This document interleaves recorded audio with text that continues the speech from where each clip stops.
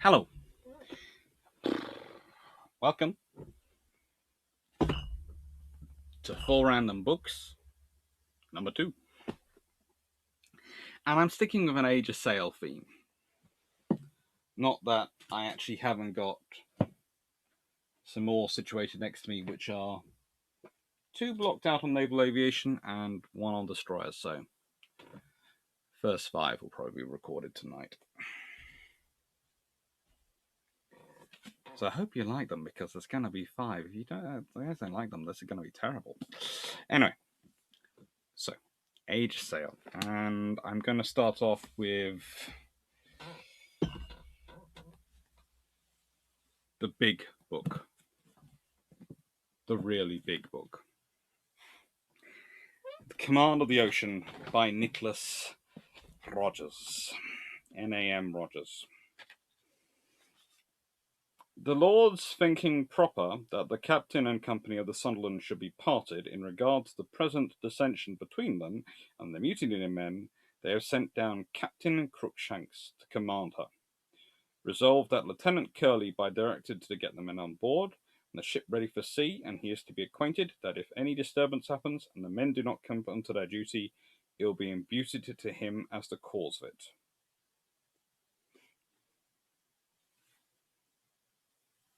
This is the Admiralty's critical reaction to a typical reaction to a mutiny.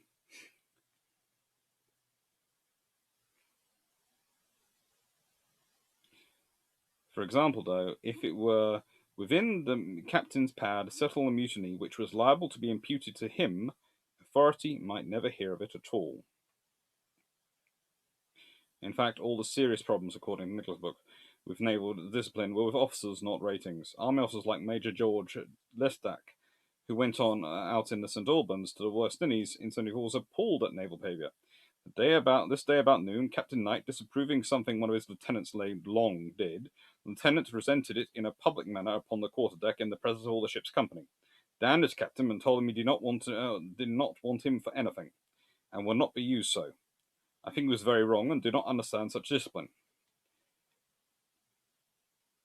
To be honest, that's more an army officer's approach to the problem. Again, declaring in public is always an issue, but it's kind of interesting when you read about army officers' accounts, and this book does have several of them, of naval officers, and you think about different scenarios of naval command versus land command. At sea, a junior officer, relatively junior officer, has to be able to express to their commander feelings or problems when they have issues. They're supposed to be able to say, in a respectful manner, "Sir, are we quite sure about this?" Because they might see something the captain doesn't. The captain does have authority and is the master under God.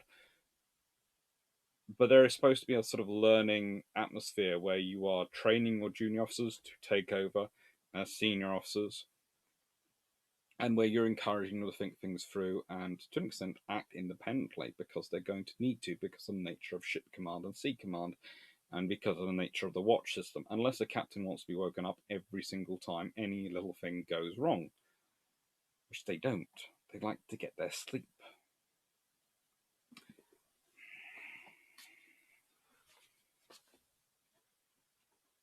This book is full of that stuff, though. It is amazing because it is the operations, it is the administration, it is everything in this book.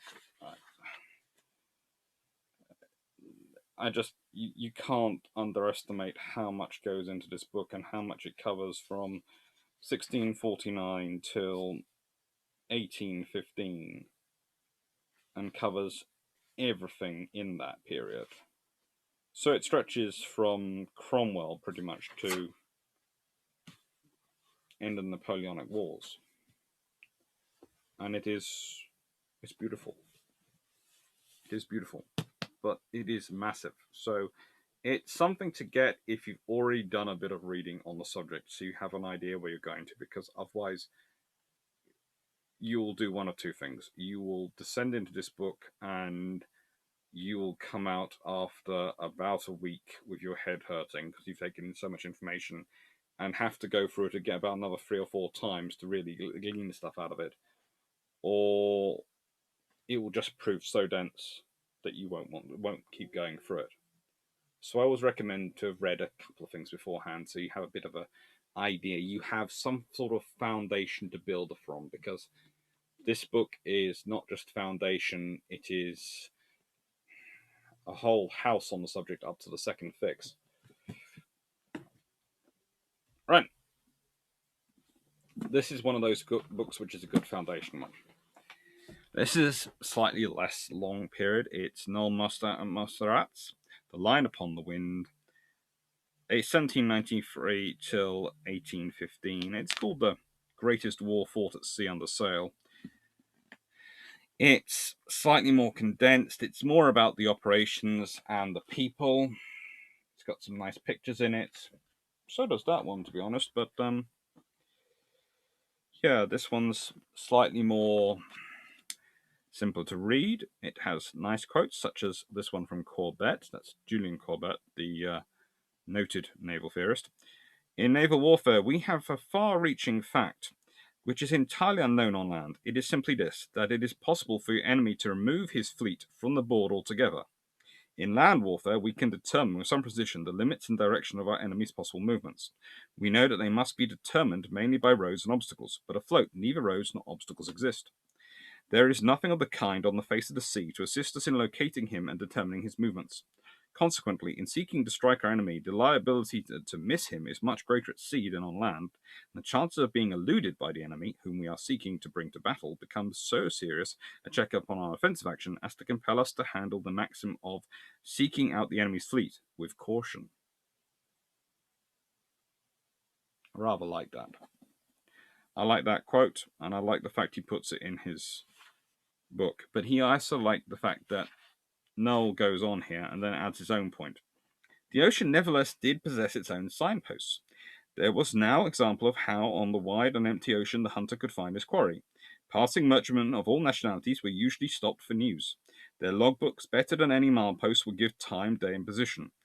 That was what Howe now had from recaptured ships, and by the end of the 18th century, intensified seagoing meant that commercial and naval passage had brought substantial familiarity that allowed reasonable basic calculations.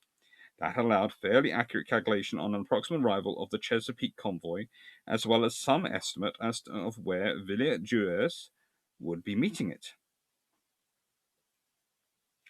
At 6:30 on the morning of the 20th May, a rough sea running, the lookout frigates of the British fleet sighted sail, then a fleet, directly to the windward ahead.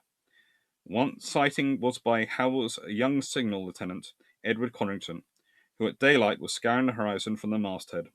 Must be really popular with his captain if he's being sent to the masthead. But it's a really cool book. I love this book to read. I love going through this book. I love its content. I love the fact that it explains everything. It has a nice story running on it. It has good history, and yes, it has fairly good referencing. Not brilliant referencing. There could definitely be a lot more. But what it does have is well sourced, and it's good sources of books and good books. It's being used. So, yeah, I'll take it. And it's got, it gets into the little stories as well as the big stories of people. And that's why I like this one. Little stories and big stories. So, we've taken down to an individual war. So we've gone from the massive level to a slightly smaller level. So from a whole period to an individual war.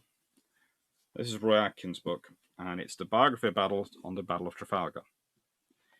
And this is now, of course, down to the level of an individual battle. And again, this is good maps.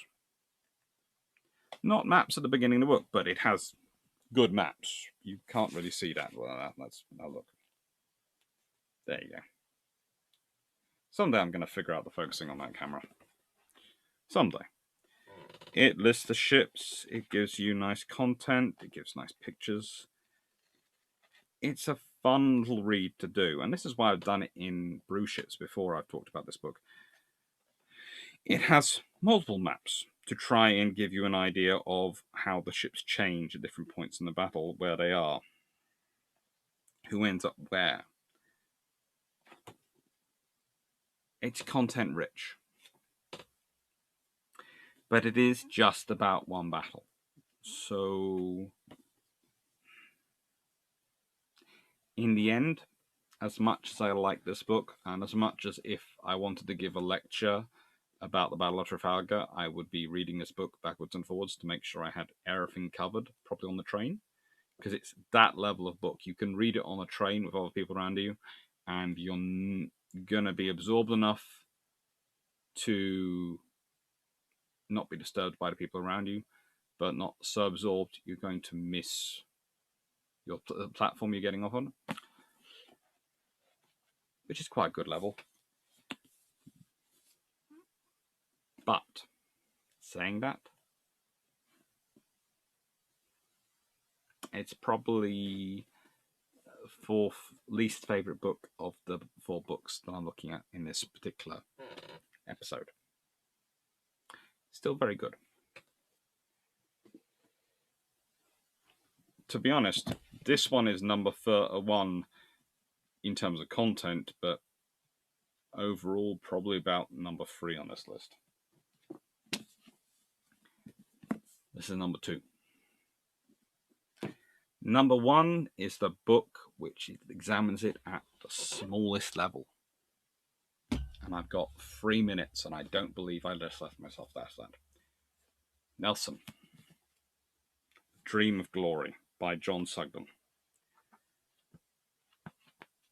I love this book because it is not hero worshipping a great man. It's like I said in the first of these 4 random books. Antonio Fraser's book on Cromwell I love because it's warts and alls. This is warts and all. It looks at Nelson in all his glory and all his failures. He is a human, and that actually, for me, makes him even better. Although, again, I prefer Collingwood. I'm sorry.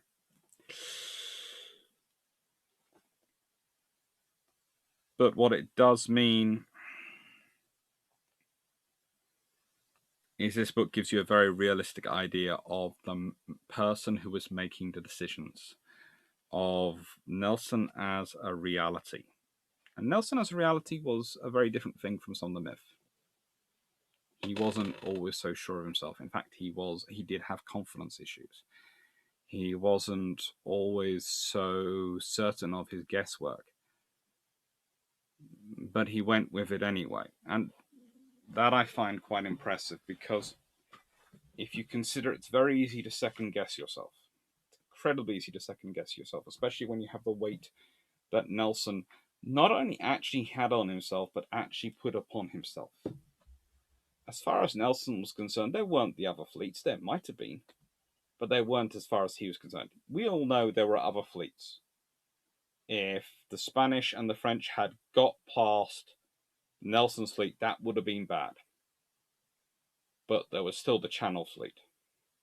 There were still other squadrons that Britain had to call upon that would have been racing to intercept. They weren't led by Nelson. They weren't perhaps as experienced as those ships were under his command. But they would have still been pretty strong.